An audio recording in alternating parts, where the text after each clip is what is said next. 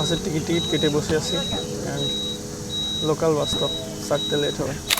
দেখছো আমার অবস্থা, দেখছো ভিজে আমার ভাই কি ভাই কি রক্ত। ঠিক আছে আসেন বুকে দুই বন্ধু যেমন সাক্ষাৎ হয়, হ্যাঁ বহুত দিন পরে।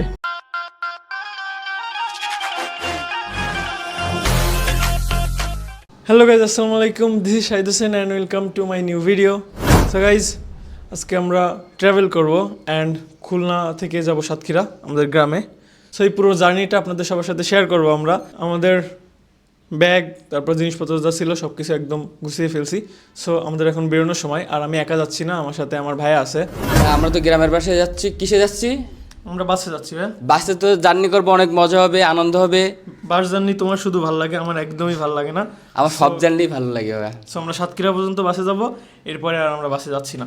আমাদের ভোরবেলা 6টার বাসে যাওয়ার কথা ছিল অ্যান্ড আমরা ঘুম থেকে উঠতে লেট করে ফেলছি। সো এখন প্রায় 8টা বাজে, আমাদের মানে একদম অনেক লেট হয়ে গেছে। সো আমরা আগে বের হবো সব জিনিসপত্র নিয়ে, তারপর আপনাদের সাথে দেখা হচ্ছে। সো গাইজ, আমার বেডের উপরে দেখতে পাচ্ছেন আমাদের সব জিনিসপত্র। সো আমরা এভাবেই ট্রাভেল করি, এর থেকে বেশি জিনিসপত্র আমরা নিই না। ও আমি পড়ে যাচ্ছিলাম। সো গাইজ, সিঁড়িতে এখন নামতেছি অ্যান্ড আমার ভাই আসতেছে সব ব্যাগ নিয়ে। আগে অটো তুলতে হবে নিচে যে গাইজ, একদমই অন্ধকার দেখতেছি সিঁড়ি করে। ভাই দ্রুত নাম, তোরে তো আজকে আমি বানাই দিছি, ওটাকে কি বলে, কুলি বানাই দিছি তোর আজকে। না ওপেন কর।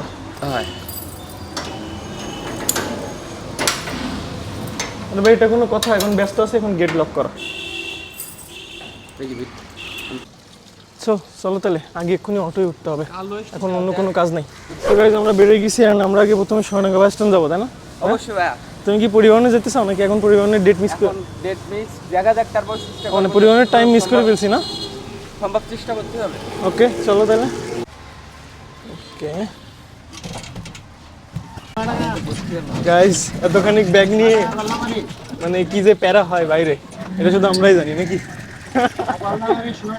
আরো আজকে সকালে উঠে কি যে বৃষ্টি হচ্ছে প্রচুর। এখন তো কমছে গাইজ, এখন তো বৃষ্টি কমছে, রোড একদম সব ভেজা। সো আমি ট্রাভেল করতে বেরোলে বৃষ্টি আসলে আমার খুব মন খারাপ হয়ে যায়, বুঝলা ভাই?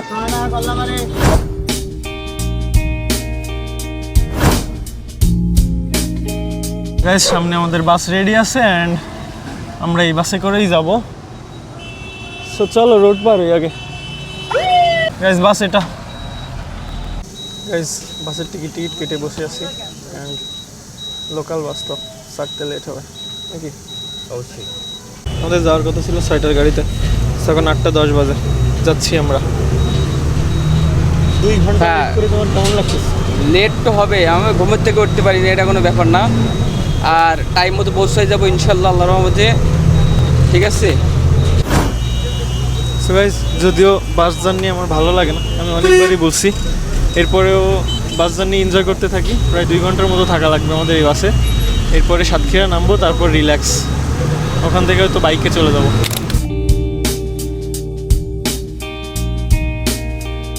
সো গাইস, আমরা বাস থেকে অনেক আগেই নেমে গেছিলাম, আমাদের বাইক রাখা ছিল আমার পুকুর বাসায়। সো এখানে এসে খাওয়া দাওয়া করলাম অ্যান্ড বাইক নিলাম। আর আমার ভাইয়ের অবস্থা একটু আপনারা দেখেন, সেই গাইস 2টা ব্যাগ ঝুলাই দিছে ওর কাছে, আমার কাছে আছে। সো বাইরে একদম প্রচুর বৃষ্টি পড়তেছে, বাট আমাদের লেট হয়ে গেছে, তাই না? অবশ্যই আমার একদম এই অবস্থা বেড়ে যাবে। আর তোমার অবস্থা কি ভাই? ভাই কি করবো ভাই, এই যে তোমার কি ফটোগ্রাফারের যদি এই অবস্থাটা করো ভাই।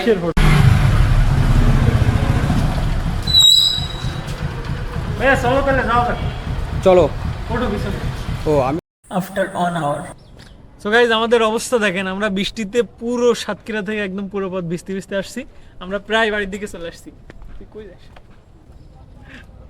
দেখছো আমার অবস্থা, দেখছো ভিজে একদম। আমার অবস্থা যেন ভালো আছে। সো গাইজ, আমি যেটা বলতে চাচ্ছিলাম, এই বৃষ্টিতে ভিজে গাড়ি চালানো আমার জীবনে ফার্স্ট, মানে এরকম অ্যাডভেঞ্চার আমার জীবনে ফার্স্ট। বা তুমি এর আগে এরকম ভিজে ভিজে আসছো গাড়িতে? না ভাইয়া, এই প্রথমবার সাতক্ষীরা থেকে এত জার্নি করে কষ্ট করে বাড়িতে যাচ্ছি। না আমারও তাই, আমি সবসময় বৃষ্টি হলে বাসে টাসে যাই নর্মালি, তাই না? বাসে তুমি যাও? আমি বাসে জানি তো কে যায়। আমার ভাইয়ের অবস্থা দেন এই, আর আমারটা একটু দেখাও, আমার সব যে ভেজা, তুমি একটু দেখাও, এই গেঞ্জি থেকে শুরু করে সব একদম ভেজা। আর শুধু হেলমেট ছিল বলে আমার চুলটা ভিজেনি, কিন্তু ওই নাক একদম পানি লাগছে অনেক। তো guys, আবার বৃষ্টি আসতে পারে, আমরা একটু মানে সব খোলার জন্য থামছিলাম, এখন আমরা গাড়িতে উঠবো, আবার উঠে যাবে। ভাইয়া একটু ধরো, দাও হেলমেট দাও আমার কাছে।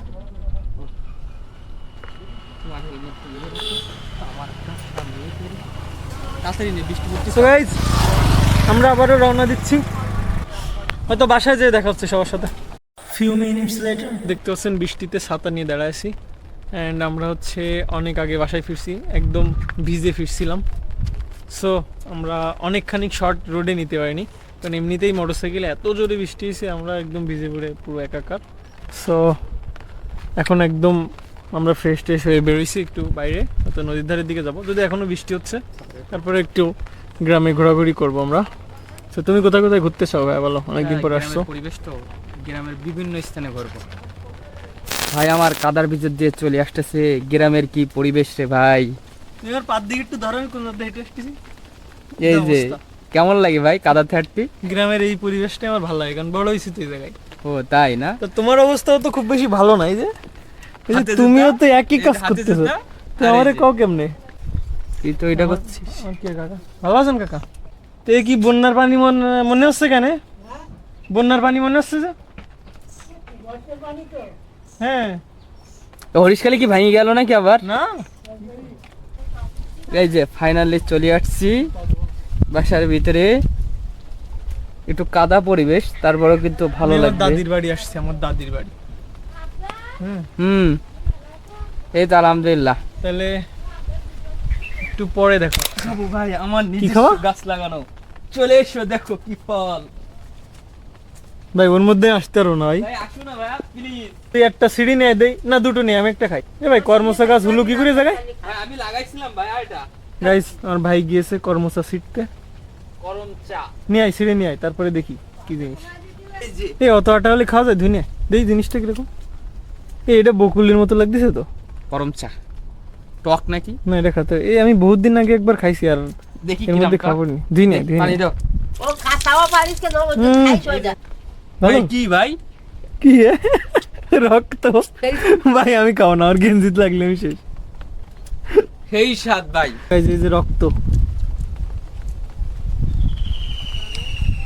ভাই এটা কি তোর তোর লাগানো বাগান না দাদি হাতে অবশ্যই ভাই, একসাথে এই যে লাগাইছিস? দেখো টেস্টটা ওয়াসাম একটা টেস্ট। কিরম রক্তের মতন হয় না? কেমন দেখা যাচ্ছে কত? ড্রাগন ফলের মতন দেখা যাচ্ছে। দারুন দারুন। আমার ভাইয়ের আর দাদির লাগানো বাগান। না, দাদি কি কি গাছ আছে আপনাদের বাগানে দাদি? তুই ও খালোই মিষ্টি। হ্যাঁ গাইস বুঝছি কেওড়া গাছ। ভাই কেওড়া খেতে পারলে তো ভাই, এ কোনো মিষ্টি এর টক, এত সুন্দর মিষ্টি ফল। কেওড়া খেতে পারলে তো কেওড়া। চলো। চলো তুই গাছে উঠতে হবে? চলো চলো ঠিক কেওড়া খাই। গ্রামে আসলি খালি খাতি মন চাই দাদি। তাহলে এটা একটা টক, 4-5 জন দূরে নিয়ে যাবো উচিত। আমি খাওয়াই না, ওর জন্যই নেতি। টক আরো 2-3টা আছে। তুই আমার আপুর জন্য, তুই আমার আপুর জন্যই নে, 2-3টা নে। এটা কি ওই বিদেশি খেজুর গাছ নাকি? এটা কি খেজুর গাছ? হেবি সুন্দর তো।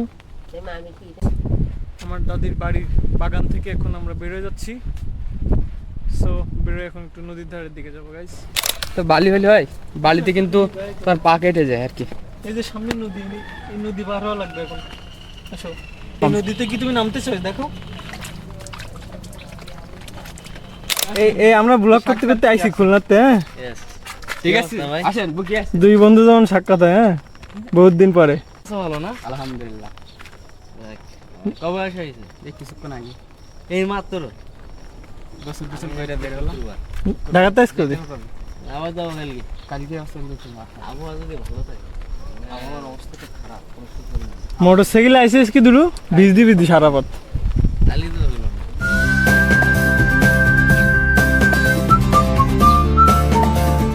নদীর ধারে যেতে চাইছিলাম, এখান দিয়ে ওই যে নদী দেখা যাচ্ছে। সো কাহিনীটা কি হয়েছে বলো তো? কাদা ভাই, এই যে কাদা, এখান থেকে এখন কোনোভাবেই যেতে পারবো না। তো বৃষ্টি থামলে আমরা আবার একসময় আসবো দেখি। কালকে যদি বৃষ্টি থামে, কালকে নদীর ধারে। সো আজকের ভিডিওটা শুরু করছিলাম খুলনা থেকে, অ্যান্ড এখানে শেষ হবে। তুমি লাস্টে কি বলতে চাও অডিয়েন্সের উদ্দেশ্যে? লাস্ট টাইম একটা কথাই বলতে চাই, গ্রামের পরিবেশটা কিন্তু খুবই সুন্দর, অসাম পরিবেশ। এক কথা বলা যায় ওয়াও। আমি যেটা বলতেছিলাম গাইস, আমার গ্রামটা আমার কাছে সবচেয়ে প্রিয়। তো যাই হোক, সো আজকের ভিডিওটা এইটুকুই। যদি আজকের ভিডিও আপনাদের ভালো লাগে থাকে তাহলে লাইক, কমেন্ট এন্ড শেয়ার করে আমাদের পাশে থাকুন। তো দেখা হচ্ছে নেক্সট কোনো ভিডিও। আল্লাহ হাফেজ।